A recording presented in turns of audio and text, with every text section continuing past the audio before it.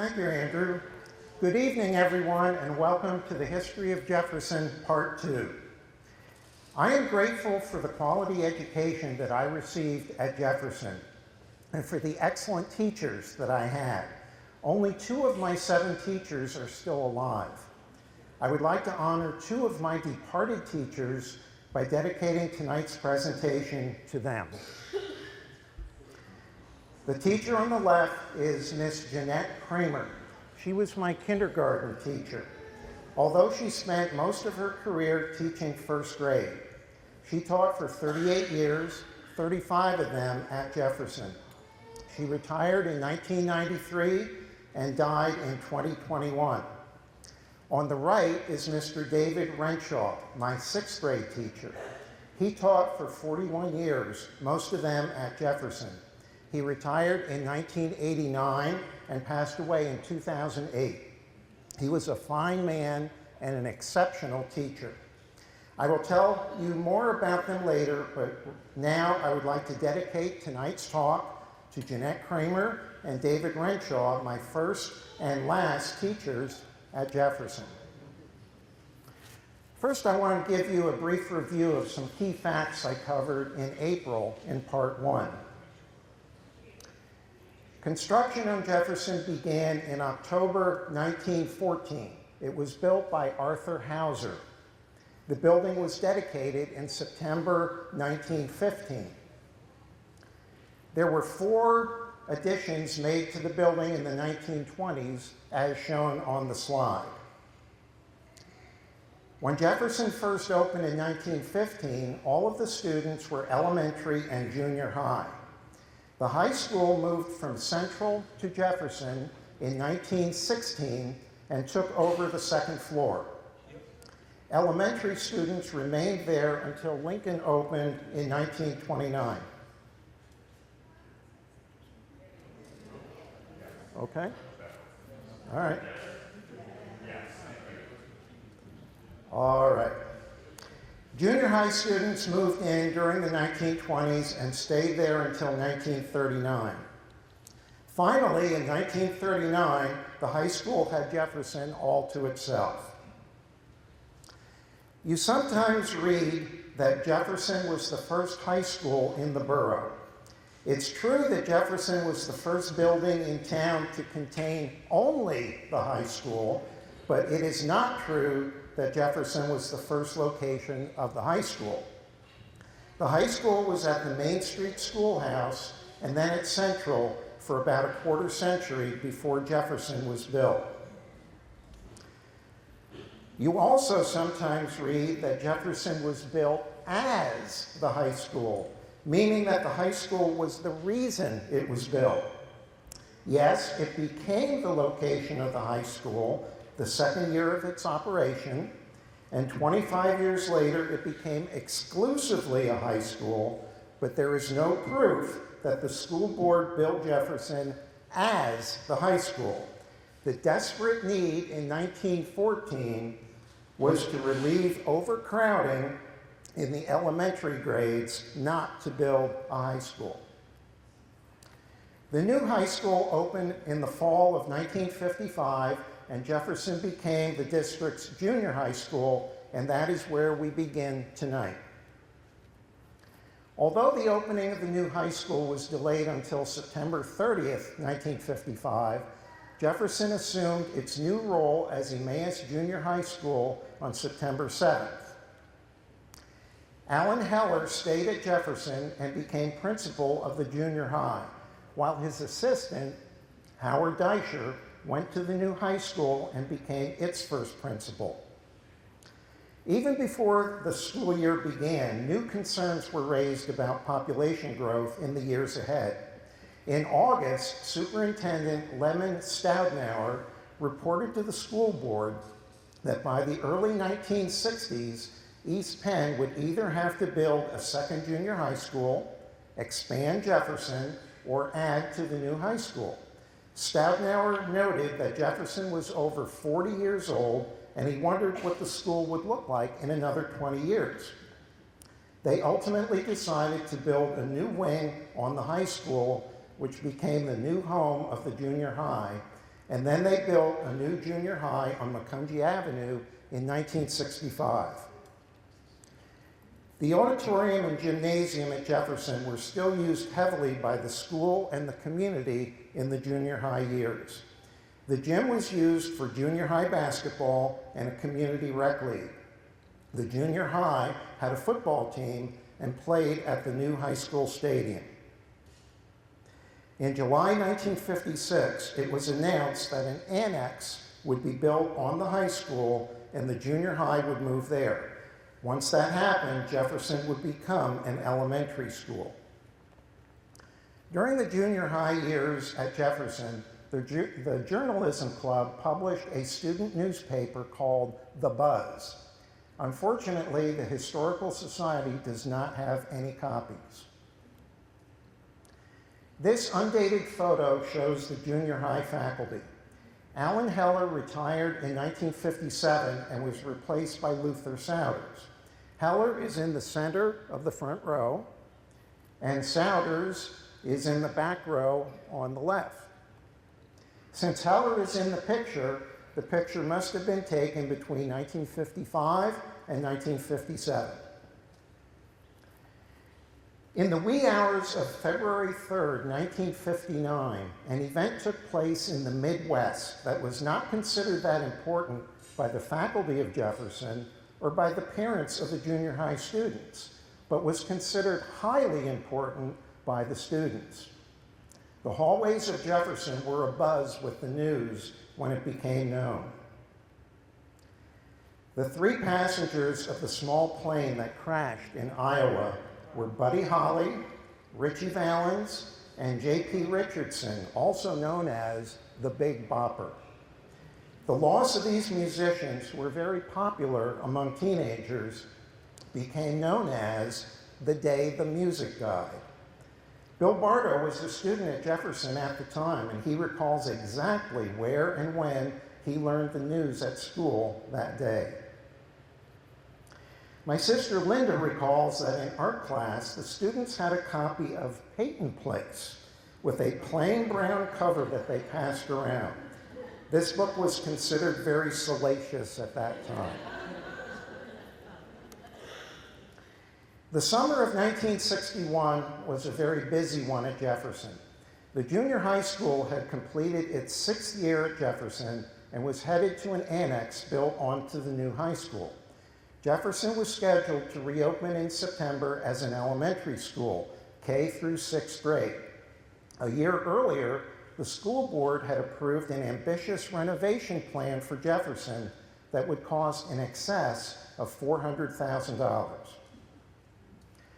Until 1961, there were no entrances to the school on either the east or west sides. This is shown by this old picture, which shows the east side of the building.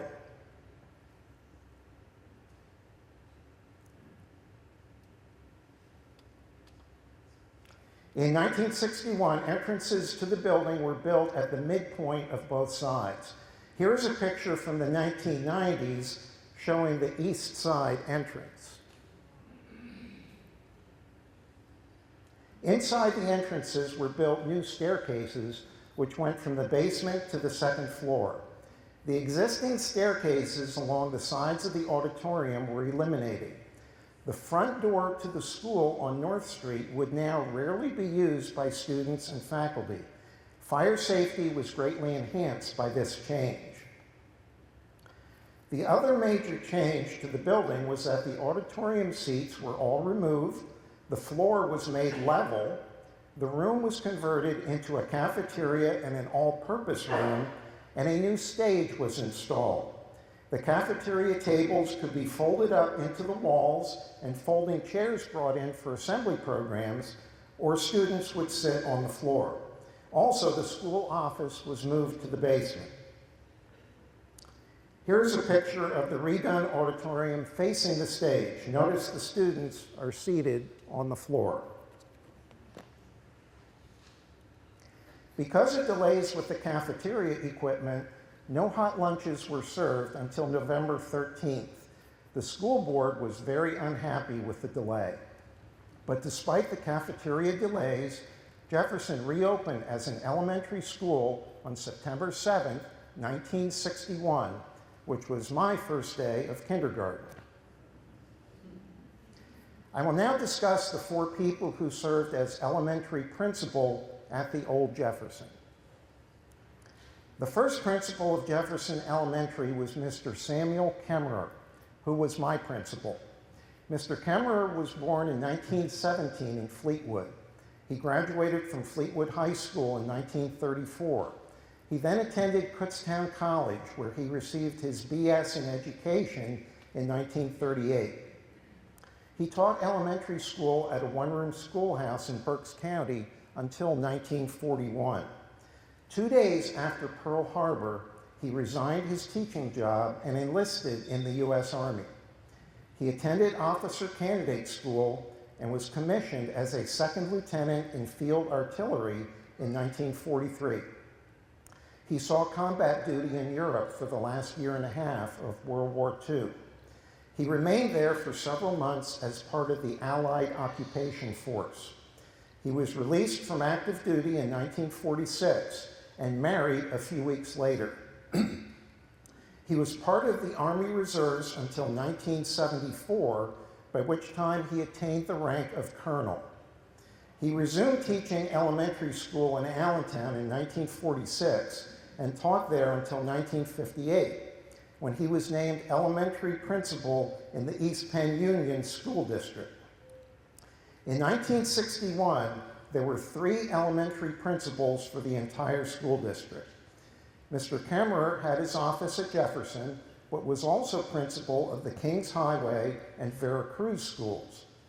In later years, he was principal for Lincoln also. He retired in 1977. After retirement, he enjoyed coming back to Jefferson each year on Veterans Day to address the students. Mr. Kemmerer died in 1986. Mr. Kemmerer was a quiet and hardworking man. He was well liked by the teachers who worked for him. Like Alan Heller, he served as Sunday school superintendent at his church. Mr. Kemmerer also enjoyed doing farming work to relax. When Mr. Kemmerer retired, he was replaced by someone who had attended Jefferson in high school. Mr. Neil Moyer was the next principal of Jefferson, and he is with us tonight. He graduated from Emmaus High School in 1953.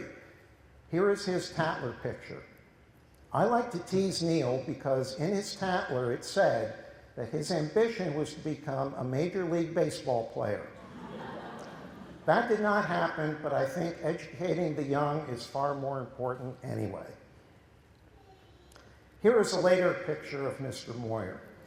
He graduated from Kutztown in 1957 and then did graduate work at Lehigh. He taught at Lincoln Elementary from 1957 to 1963. In 1963, he became principal of Veracruz, Kings Highway, and Stevens schools. In 1970, he became principal of Shoemaker School, and in 1977, he came to Jefferson. One of his accomplishments as principal was to start a yearbook at Jefferson. Here's a picture from one of the early yearbooks of Mr. Moyer making announcements over the Jefferson PA system. Finally, while Neil never made it to the major leagues, he did arrange for someone who did to visit Jefferson in 1983. This is Greg Gross, a member of the Phillies and an important part of their 1980 championship team. Neil served as principal until 1988, at which time he was replaced by his one-time assistant, Joseph Pavone. Mr. Pavone was born in Albany, New York, graduated from West Hazelton High School and Penn State. Later, he got his master's degree from Temple and his principal's certificate from Lehigh. He taught in Allentown before coming to East Penn in 1969.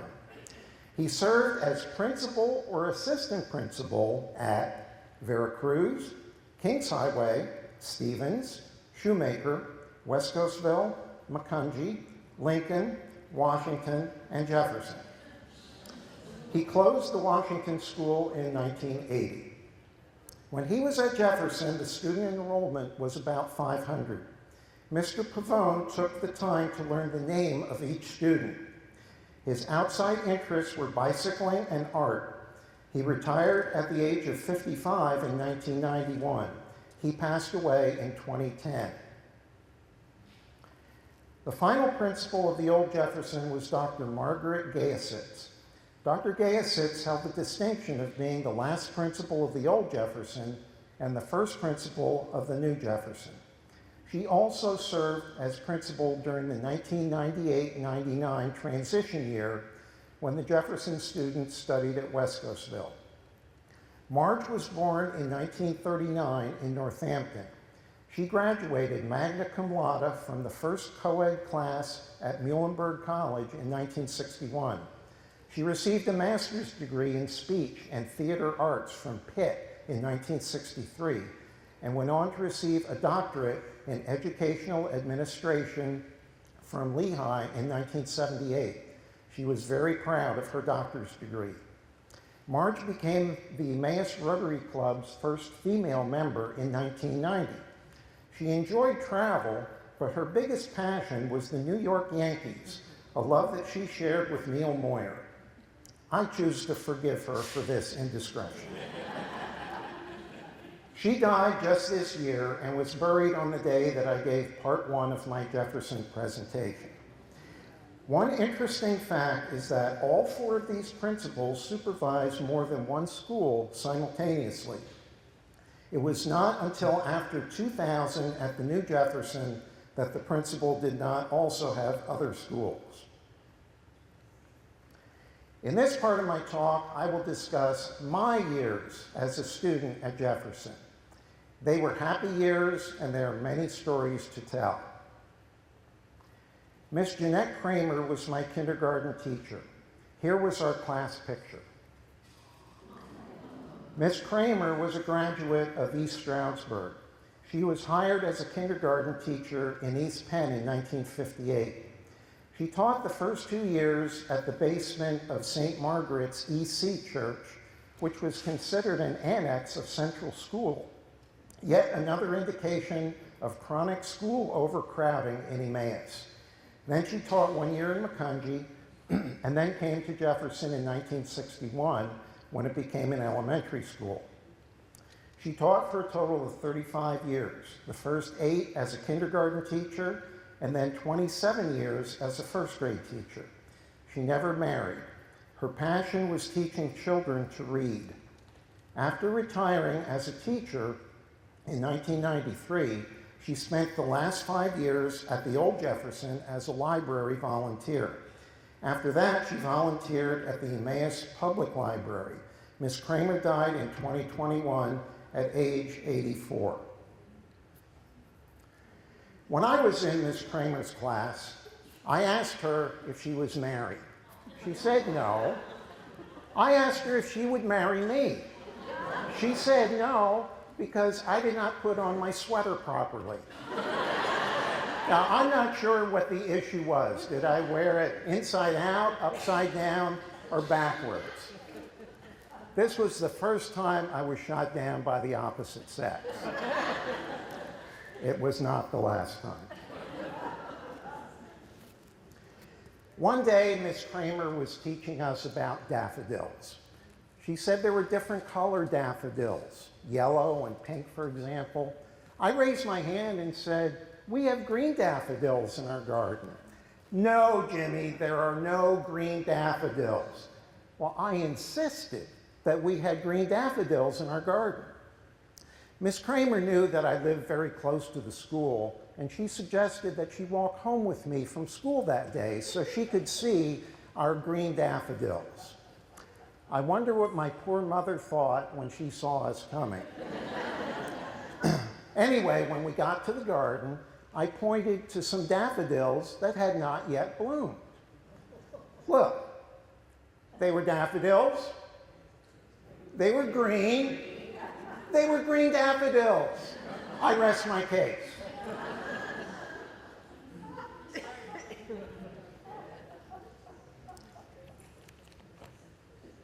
My first grade teacher was Mrs. Sylvia Sewards. I do not have a class picture since they were only taken every other year. Mrs. Seward's taught kindergarten and first grade for 44 years in Allentown and East Penn before retiring in 1972. She had taught at Macungie and West Coastville in addition to Jefferson. She ran a bridge club in Allentown for over 50 years. She died in 2002 at age 92.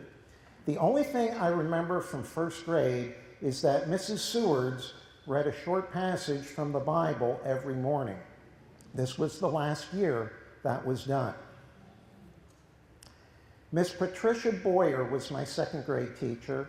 Here was our class picture. Miss Boyer grew up in Allentown and was the daughter of a physics professor at Muhlenberg. She got her degree at Lebanon Valley College. She taught for a total of 5 years before becoming an accountant. One of those 5 years was at Jefferson. She remembers Mr. Kemmerer as being very supportive. Miss Boyer is still alive and lives a few hours from here. One thing I remember about second grade is that on the first day of school, Miss Boyer explained that the teachers would not be reading the Bible in the morning anymore. This followed a Supreme Court ruling in June 1963. This did not mean much to me as a second grader, but I do remember Miss Boyer explaining it to us. My most vivid memory of elementary school happened in second grade. One afternoon, Miss Boyer was teaching us, and there came a knock on the door. Miss Boyer went to the door and cracked it open. It was Miss Reichert, the third grade teacher in the classroom next to ours. Miss Reichert said something very softly, and Miss Boyer said, "Oh my God!" And she left the room. She was gone for a while, 5, 10, 15 minutes. This was unheard of for our teacher to leave us alone like that. That fact, along with the tone of her voice, made this an unforgettable memory for me. I can even tell you the exact date that this happened. It was November 22nd, 1963. And that's why Miss Boyer left the room. She recalls going to the teacher's lounge where there was a radio or a television. When she came back, she was shaken and sad. She sat down at her desk and explained to us what had happened. The fascinating thing about this is that Miss Boyer remembers that it was the school custodian who came to the door. A classmate remembers that it was one of the cafeteria workers who came to the door. Miss Kramer, whose room was across the hall from us, said no. She remembers that it was the school secretary who came and told all the teachers. So who really came to the door that day? I think it was Miss Reichert, but I have no way to prove it. The historian in me is also interested in how this news originally came to Jefferson. A good guess would be that the school secretary maybe had a radio on while she was working, but again, we have no way of knowing for sure.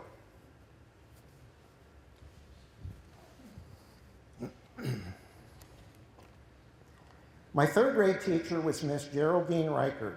She was a graduate of Kutztown State Teachers College and taught in East Penn at Jefferson and Veracruz.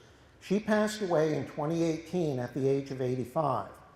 I don't remember much from third grade, but that was when I started reading the Hardy Boys Mysteries. And I wrote a short story mystery of my own about a group of classmates solving a crime. It's up here on the table.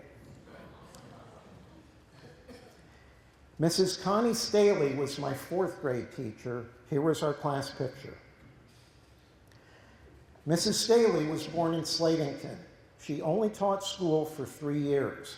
After her son was born, she stopped teaching, but she became a writer for children's magazines.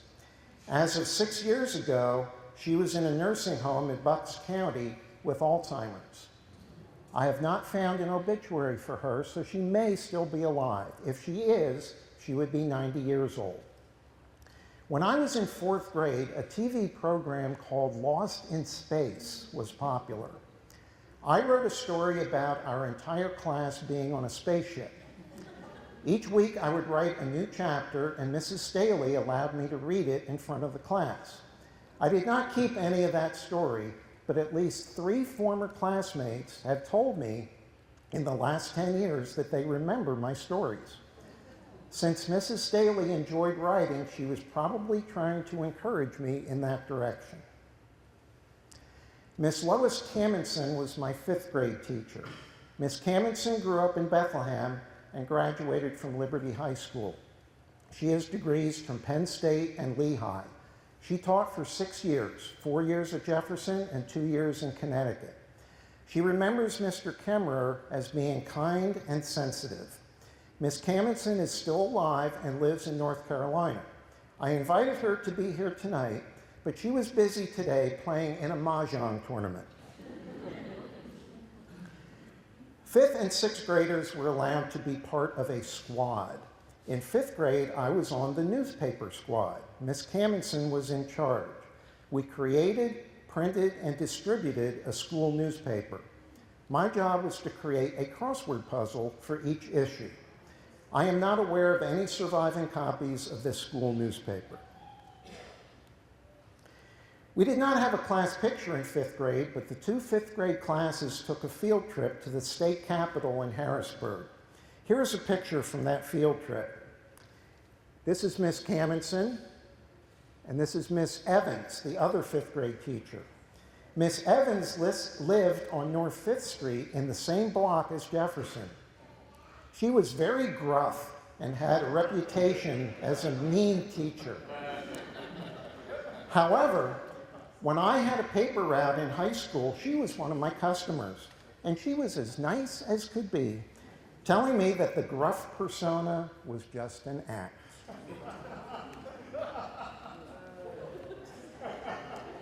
Mr. David Renshaw was my 6th grade teacher. Here was our class picture. Mr. Renshaw grew up in the Hazleton area. He was a Penn State graduate.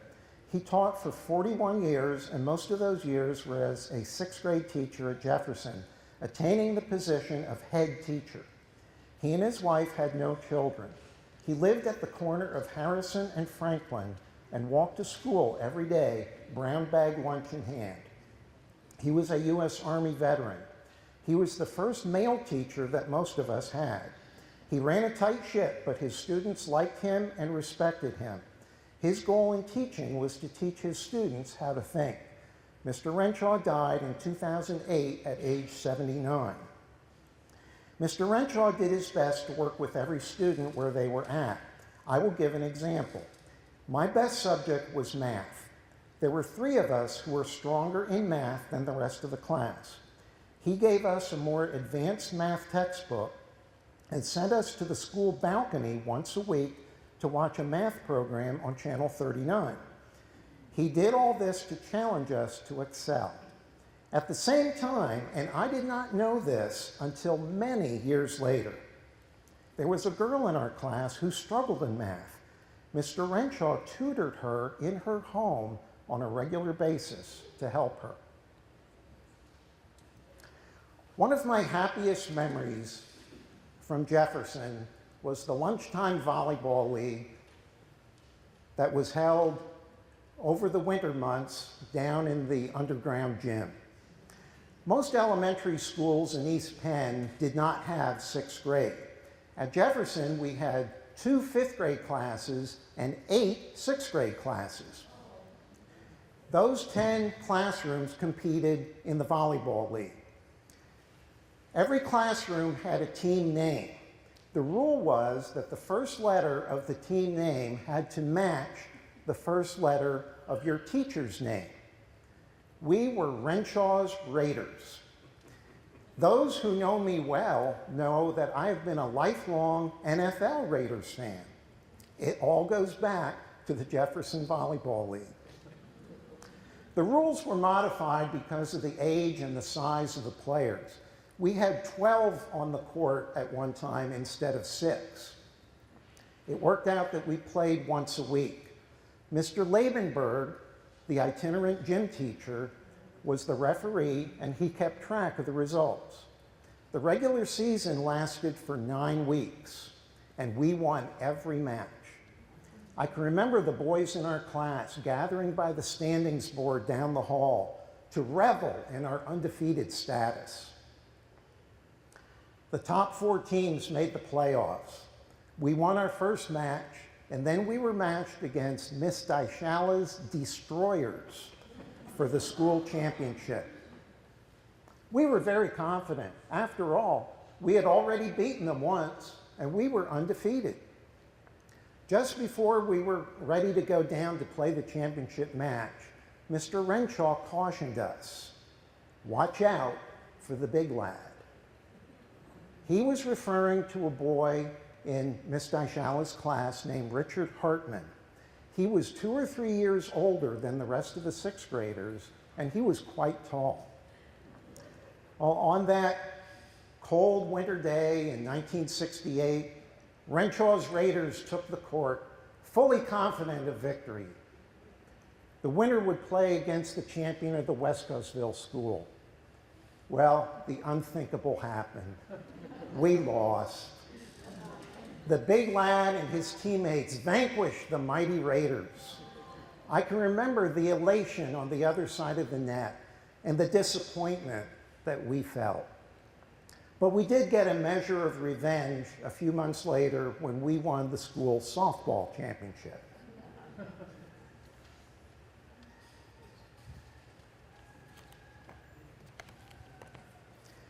When I was a kid, Lyons Playground was the place to be in the summer because of the recreational programs there. But the rest of the year, Jefferson Playground was the preferred place if I wasn't riding my bike all over Emmaus or visiting a friend. As I mentioned in my earlier talk, I played lots of basketball on the Jefferson Playground. In 6th grade, I made a lot of new friends who lived in the Veracruz, Zionsville area. Some of them liked basketball too. School let out at 3 o'clock, but their bus did not arrive until 3:20. So I would run home after school, grab my basketball, and be back by 3:05. That gave us 15 minutes to play until their bus came. This photo was taken just before demolition in 1998. Here you can see a small shed on the back of the West Annex. There were bicycle racks next to that shed, and we would use those racks to climb up on the roof of that shed. One time the custodian caught us and yelled at us. And looking back, I can see now that if we got horsing around up on that roof, and if someone fell down that staircase right there, they could have been seriously hurt. One time, someone left the door unlocked, and a bunch of us kids got into the gym. We were running around the gym and the bleachers. There was a girl named Debbie who was in my class who lived up on Seam Street, and she whacked her head on something, and she was bleeding pretty badly. I said, "Come with me, my mother will know what to do." So we ran to my house, and my poor mother called Debbie's mother, and then got Debbie all patched up.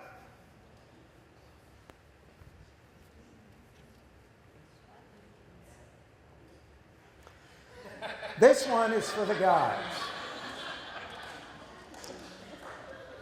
I don't know for sure how to spell hawker. I couldn't find it in any urban dictionary. I did try. Hawker means to spit. We used to play baseball on the playground. Home plate was about here, third base about here, and the staircases here and here were called hawker pits.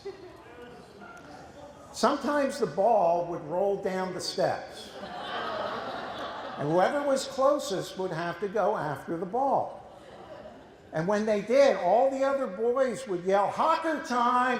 and they'd run up to the railing right there and start spitting on the boy who was getting the ball. If you were the one getting the ball, you went as fast as you could. And you hoped that none of the kids who were spitting on you had a cold. Because if one did, you might get hit with a greenie. Now, ladies, I told you this one was for the guys.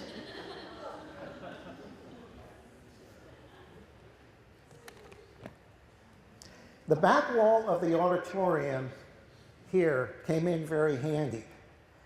Even as a teenager, when I was on the high school tennis team, sometimes on a Sunday afternoon, if no one was in the way, I would hit tennis balls against the wall to practice my stroke.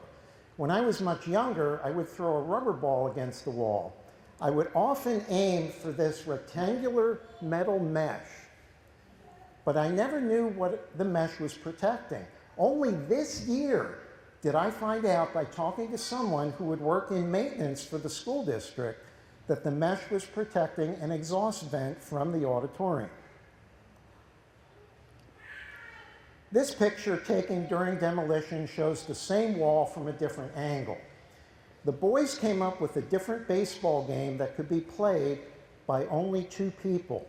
It was called Strikeout. On the lower part of the wall,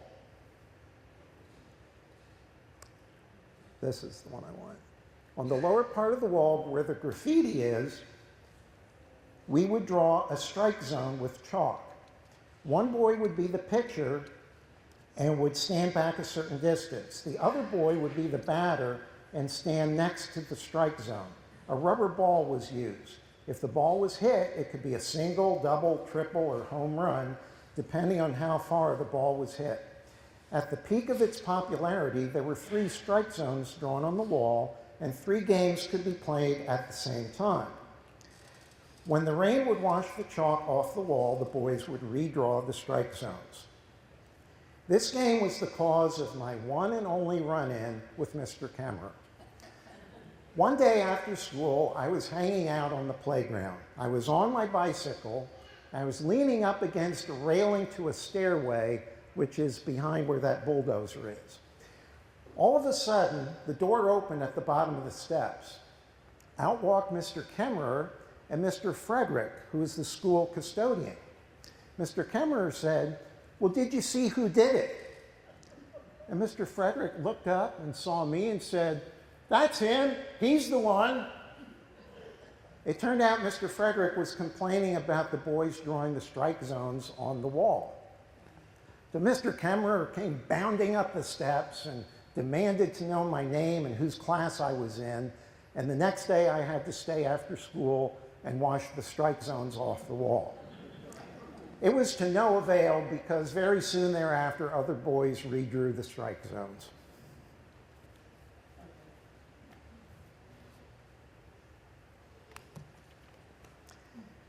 Next, I will cover some highlights from the final 30 years of the old Jefferson. During the last half of the 20th century, spaceflight was often in the news. I remember in 6th grade, we would combine classes and bring a TV into the room, and we would watch the Gemini missions on TV. In 1986, Miss Kramer brought a television into her 1st grade classroom to watch a space shuttle launch. Now, space shuttle missions were very common in the 1980s, but this one was different. There was a teacher on the crew, and Miss Kramer was excited. Well, many of you know that the Space Shuttle Challenger mission did not go that well. I wonder if those 1st graders understood what they saw that day. And I wonder if they understood why their teacher was crying.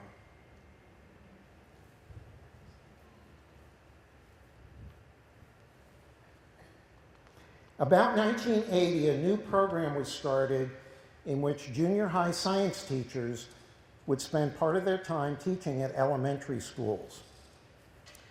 Here is a picture of Mr. Bud Souders, son of Luther Souders, and my 7th grade science teacher, teaching children at Jefferson.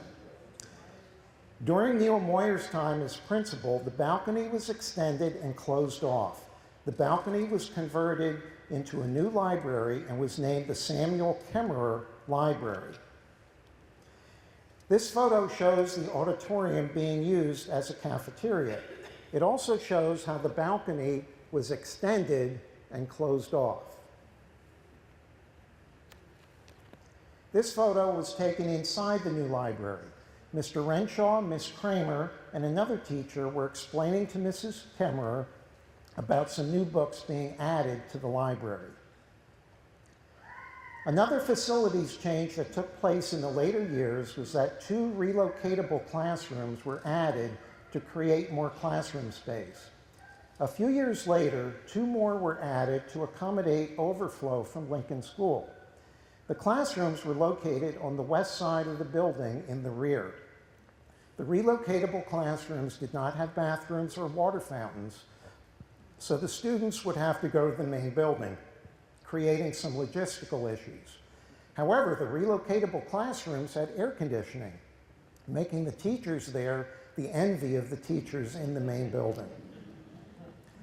Another thing that was introduced to the school during Mr. Moyer's tenure was yearbooks.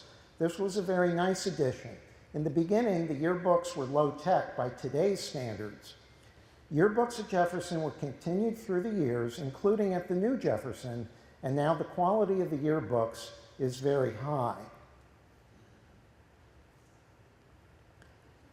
Lunchtime volleyball continued to be very popular at Jefferson. In later years, students would even get t-shirts identifying their team. Here is an example. There was a 6th grade teacher named Mrs. Clark. Her kids were Clark's Carnivores. I think the name and the shirts are cute. In the course of my doing research for my talks on Jefferson, I have heard many interesting and unusual stories, but this one tops them all. And I first want to say that I have permission from the family to tell this story. Meet Mr. Albert Deischer. He was the younger brother of Howard Deischer, the first principal of the new Emmaus High School in 1955. Albert taught 6th grade at Lincoln, Washington, and Jefferson. At Jefferson, his classroom was in the basement. One spring day in the 1970s, Mr. Deischer left his classroom to go to lunch. When he came back, he sat down in his chair. What he did not know is that while he was gone, one of the girls in the class spread super glue on the chair. Mr. Deischer sat there for a while. When he got up, his chair got up with him. He left the classroom, his chair in tow, and headed for the school office. Fortunately, he did not have any steps to negotiate along the way. When he got to the school office, he asked Mrs. Fowler, the school secretary, if she would please call his wife and ask her to bring another pair of trousers down to the school. And then he and his chair ducked into the bathroom in the school office. Mrs. Fowler later told Mr. Moyer when he took over as principal that the sight of Mr. Deischer stuck to his chair was the funniest thing she had ever seen, and that it was very hard for her not to start laughing. Well, when Mrs. Deischer arrived, they found out that the job would be more difficult than they realized. Not only were his pants stuck to the chair, the super glue soaked all the way through to his skin, and his underwear was stuck to his body. Separating Mr. Deischer from his underwear was a delicate procedure. Q-tips were used. Poor Mr. Deischer! And he was almost ready to retire. We tried very hard to find an eyewitness on Facebook, but we were not successful. I would like to know how the students reacted and how long they were left unattended. Most of all, I would like to know how Mr. Kemmerer reacted when he found out. I have visions of him marching down to that classroom, being transformed to Colonel Kemmerer along the way, and demanding to know who the perpetrator was. But unfortunately, history has kept those details from us.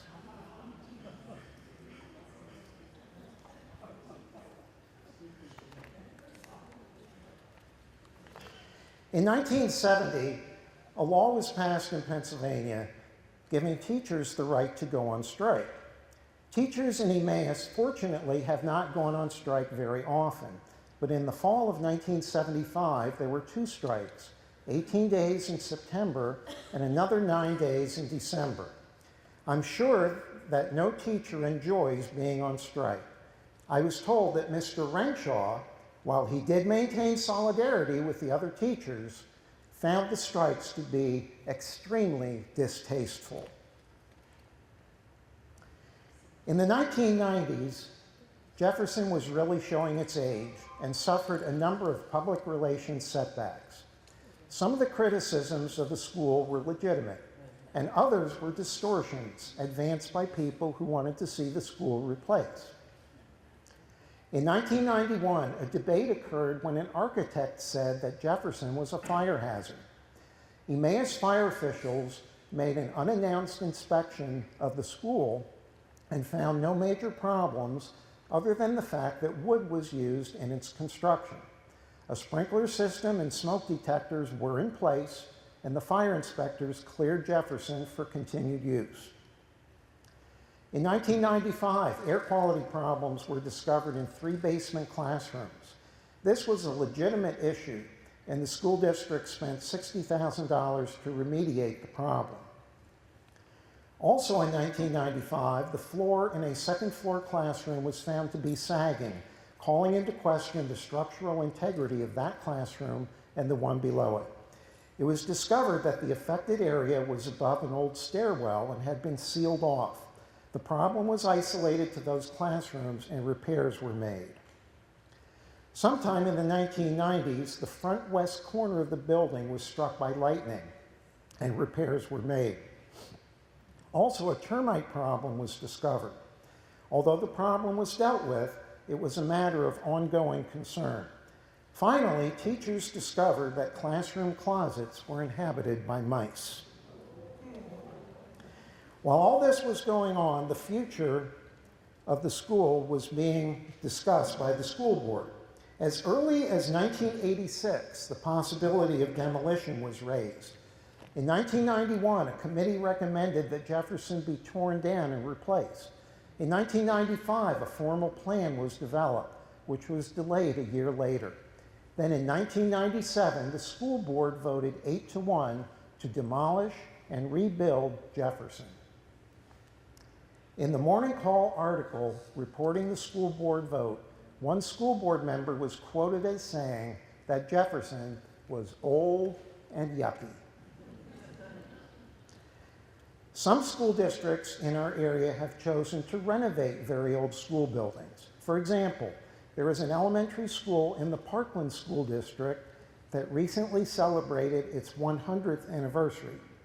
However, I've not found any record that renovation of Jefferson was seriously considered. 1997-98 was the last school year for the old Jefferson. In this part, I will cover 2 outstanding things that happened that year.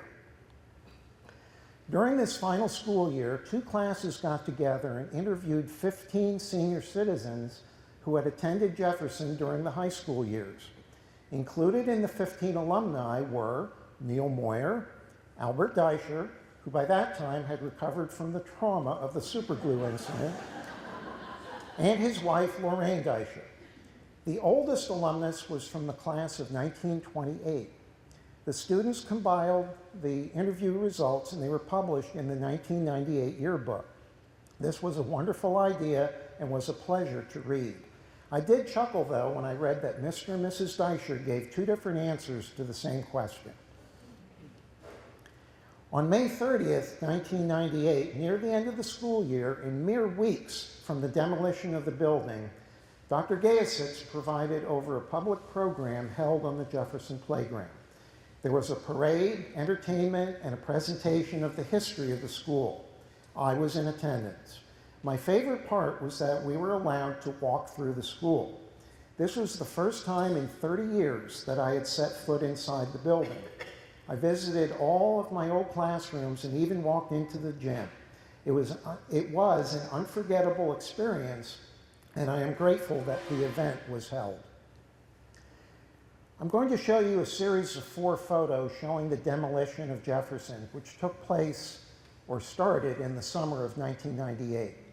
The night before the demolition started, at least 2 people were inside collecting souvenirs, including blackboards and office supplies which had been left behind. I'm sure the child on the bicycle was fascinated by the sight.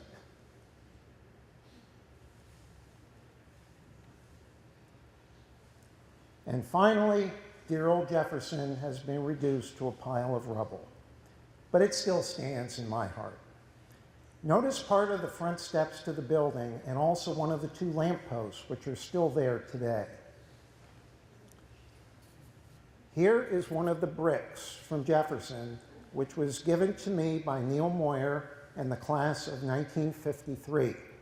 If this brick could talk, oh, the stories it could tell.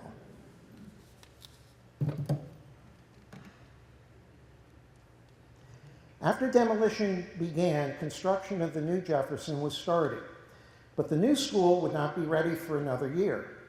So for the 1998-99 school year, there was no Jefferson School for the first time in 83 years. The students who would have attended Jefferson, along with the principal, staff, and teachers, were sent to West Coastville Elementary School, which had recently completed a major expansion. The Jefferson students used the West Coastville School Library during the year they were located there. The contents of the Jefferson Library were packed away in 290 boxes and put in storage for a year, as was all of the Jefferson playground equipment. On September 9th, 1999, a brand new school named Jefferson opened. Not very often in the history of Emmaus has the building or expansion of a school been finished on time, but this one was. The new Jefferson was smaller than the old one. It was designed to hold about 250 students, K through 5th grade. At this time, the school district moved 6th grade to the middle schools. The new Jefferson was built facing Elm Street instead of North Street, on the northeastern corner of the old Jefferson playground. There were good reasons for doing this. The spot where the new Jefferson was built was virgin ground. No old foundations had to be removed, simplifying construction. Also, building on a different spot on the property allowed demolition of the old Jefferson and construction of the new Jefferson to proceed simultaneously, saving time. Here is a plaque found inside the lobby of the new Jefferson. Certain things were maintained from the old Jefferson.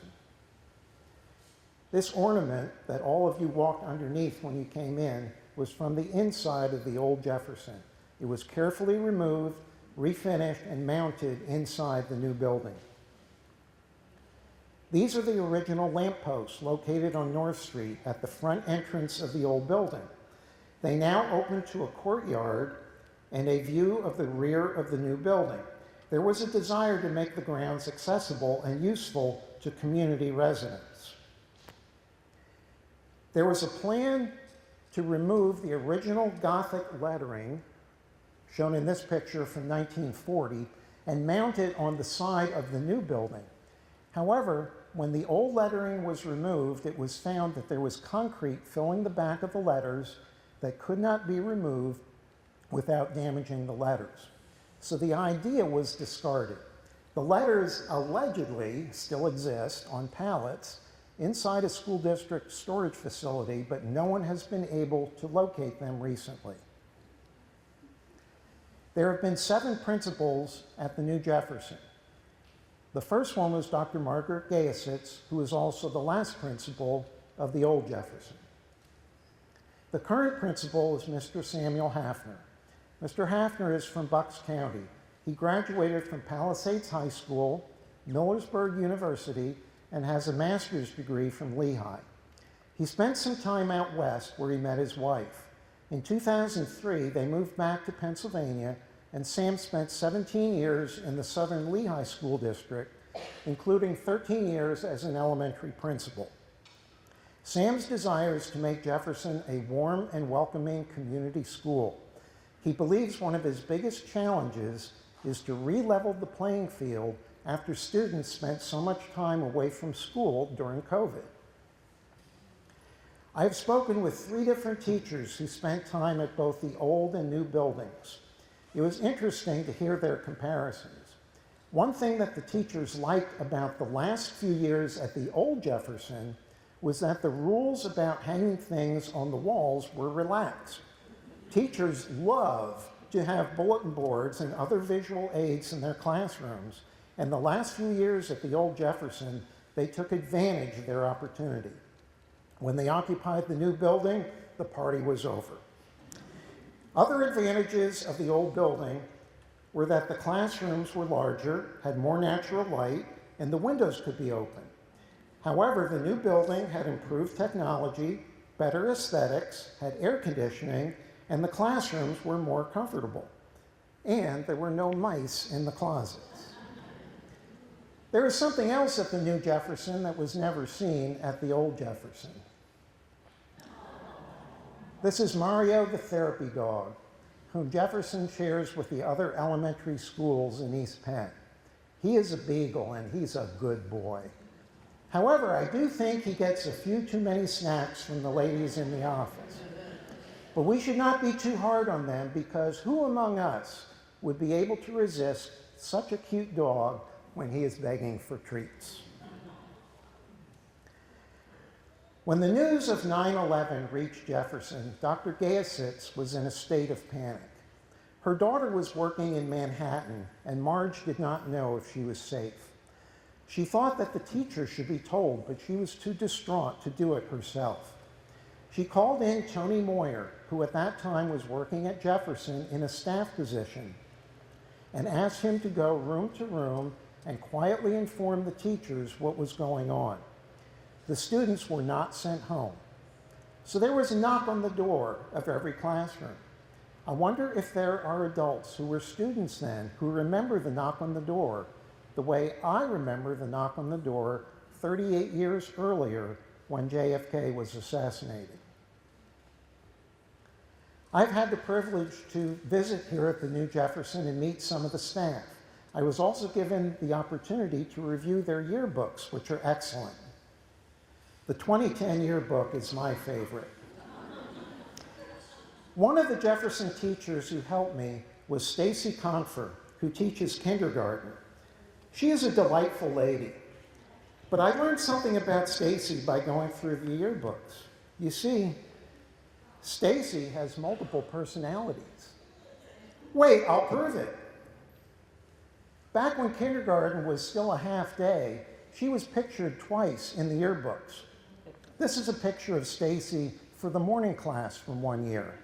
This is the prim and proper Stacy, who is probably very strict with the children. This is what Stacy looked like to the afternoon class. She is much more relaxed and probably more easygoing. I would prefer to be in the afternoon class. There was a building just to the west of the old Jefferson on North Street that was probably built even before Jefferson. The building was used as a garment factory and operated into the 1950s. When I was growing up in the 1960s, the building was vacant. To the west of the building was a small field and also a gravel parking lot bordering Moyer Street, the alley to the west of Jefferson. At some point, this land and vacant building was acquired by Rodale. Here are two pictures of this building from the 1990s. The first picture was taken from Moyer Street looking southeast. You can see the homes on North Street, the Rodale building, the small field next to it, and the parking lot. You can also see a tiny bit of the old Jefferson above the roof. This picture also shows the Rodale building, but you can more clearly see the old Jefferson, a relocatable classroom, part of the playground, and the spot where the new Jefferson would be built. Rodale was using this building for storage, but decided to tear it down in 1995, 3 years before the old Jefferson was torn down. At the spot where the building was, a nice new grassy area was planted, which was a perfect play area for school children. The Rodales had a good relationship with the school district, and they leased the whole area to the school district for $1 per year. While the new Jefferson was being built, Rodale also allowed Jefferson to store their playground equipment in trailers on this land. In 2019, or possibly a bit earlier, Rodale sold the land to someone else. The new owners were not willing to lease the land to the school district for such a low price. They wanted $1,500 per month. The school district balked at paying a higher price. The impasse resulted in lost playground space, and the situation was described in the Morning Call in September 2019. The situation was ultimately resolved by the school district buying the land for $315,000 in 2020. Now the kids had their play area back, and the school acquired additional needed parking area. Tonight you have heard the tale of two schools named Jefferson. The first Jefferson was demolished by a wrecking ball 26 years ago. But no wrecking ball can ever demolish the precious memories held in the minds and hearts of those who spent time there. The new Jefferson is in its prime of life, having reached its 25th anniversary just this month. Those who work here are following in the footsteps of those who served at the old Jefferson by providing a quality education to the youth of our town. Not only do they provide a quality education, but they are creating precious memories for the children of today who will carry those memories with them throughout their lives. So to those of you who serve here in this building, keep up the good work. Have a great year. Mr. Hafner, make it count. Mr. Vice President.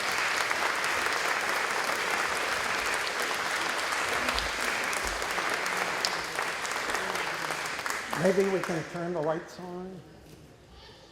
Should we pass this back and forth? Okay.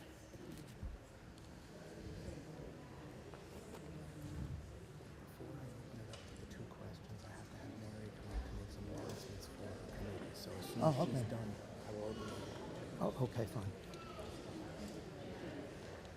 Good evening, everybody. Thank you, Jim, for a wonderful program. I think we will give another round of applause.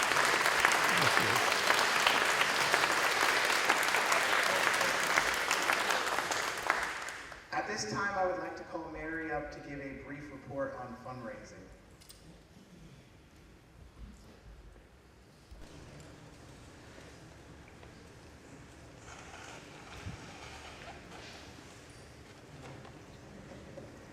We have 2 bus trips coming up with very few tickets. On October 15th is Jukebox Jive, and it's $110, and there's only 4 seats left. And Nancy Mutika would have to know tonight if you're interested. And then on November 8th, which is a Friday, there's White Christmas, and that's $120, and Nancy would have to know by September 25th. And also, we're selling raffle tickets and 50/50 tickets. So if you please just stop by the table and help support the Historical Society, we'd appreciate it. Thanks. Thank you, Mary. At this time, we would also like to thank Jefferson Elementary School and Principal Sam Hafner for hosting us tonight.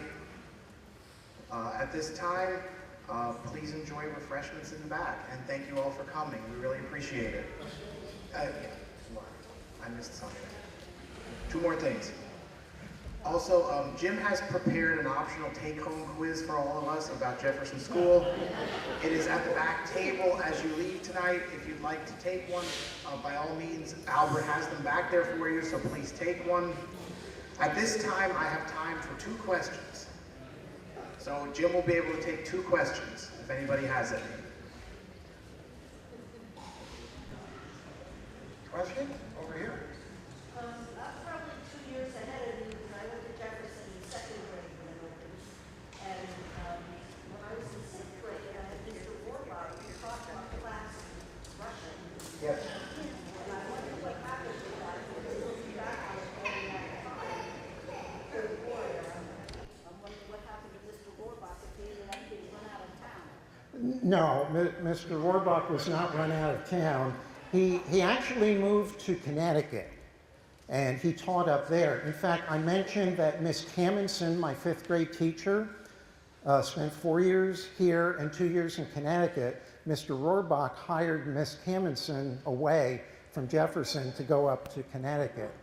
So I did read about the Russian. At one point, they were even teaching it to like 2nd graders or something, but I don't have a lot of information. I know what was going on. And no, he was definitely not run out of town. I think he was a highly regarded teacher, and he ended up in Connecticut. Anyone else? I'm allowed to take one more, I think. By the way, the take-home quiz is strongly suggested for teachers and principals. Yes, I have Mr. one question. Okay. What did you enjoy most about doing this over the 2 presentations and doing your research? What did you enjoy most? Oh, wow. That's hard to answer. I truly enjoyed doing the research. I enjoyed the discovery of like something I didn't know, and then I found it in an old newspaper article from the 1920s or something. I mean, that was exhilarating. I really enjoyed that. And I really do enjoy getting up in front of people and talking. I know most people that scares them, but I enjoy doing that. So I think both of those I enjoyed equally. And the other thing is, I made so many new friends and talked to so many new people that I never met before. And you're one example of that. If it wasn't for this project, I never would have come here, never would have come inside this building, never would have met you and your staff and teachers, the ones I've met. So, Thank you. okay. Andrew? One more. It's not a question. I know it's not a question. I just wanted to say I'm a teacher here, and we had a staff meeting today, and Mr. Hafner ended our staff meeting by saying, you don't know your impact, you don't know the people you're going to touch. And so your teachers up there, I just said to Mrs. Conley, like, wow, this is exactly what Mr. Hafner said. You just don't know your impact. And your teachers, little did they know that years later you'd be talking so nicely about them. So it connected. Thank you. Very Thank good. you, everybody, for coming.